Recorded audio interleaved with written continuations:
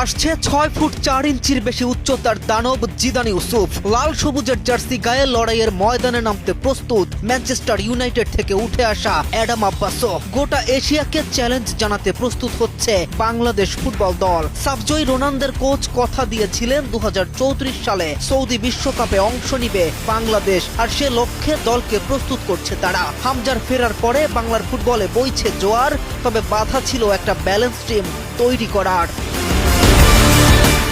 বাংলাদেশি বংশোদ্ভূত প্রবাসী বাংলাদেশি ফুটবলারদের দেশপ্রেম আর দেশে ফেরার হিড়িকে রীতিমতো তারকাদের মিলন মেলা বাংলাদেশ ফুটবল অঙ্গনে। ধীরে ধীরে রূপ নিচ্ছে এশিয়ার জায়ান্ট দলগুলোর একটা হওয়ার দিকে। এমনকি সাউথ এশিয়ার সবচেয়ে দামি ফুটবল দল তো ইতিমধ্যে আছেই। এশিয়ার অন্যতম পরাশক্তির দলগুলোকেও চ্যালেঞ্জ জানানোর সময় হয়তো আসছে।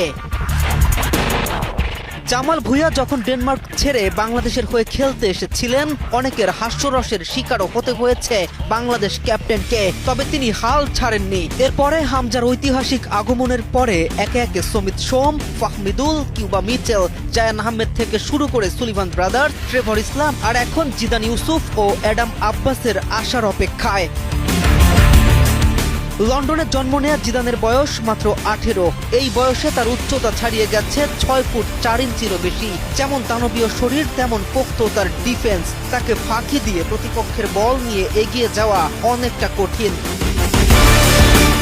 আর অ্যাডাম আব্বাসও কম যান না। অ্যাডাম আব্বাসের উচ্চতা প্রায় 6 ফুটের বেশি। শারীরিক গঠনে তিনিও কম যান না। পুরো 90 মিনিট একই রকম স্টামিনা ধরে রেখে লড়াই চালিয়ে যাওয়ার মতো শারীরিক সক্ষমতা, গতি, ড্রিবলিং সবই আছে এই স্ট্রাইকারের।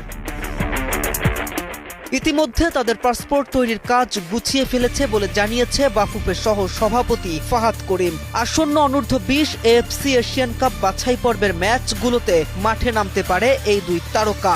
তারপর থেকেই বাংলাদেশি ভক্তদের মাঝে বইছে আনন্দের ঝড়। ফুটবলের এই উত্তোলন ধারা অব্যাহত থাকলে অচিরেই বিশ্বকাপ খেলবে বাংলাদেশ, এমন প্রত্যাশা কোটি ভক্ত সমর্থকের।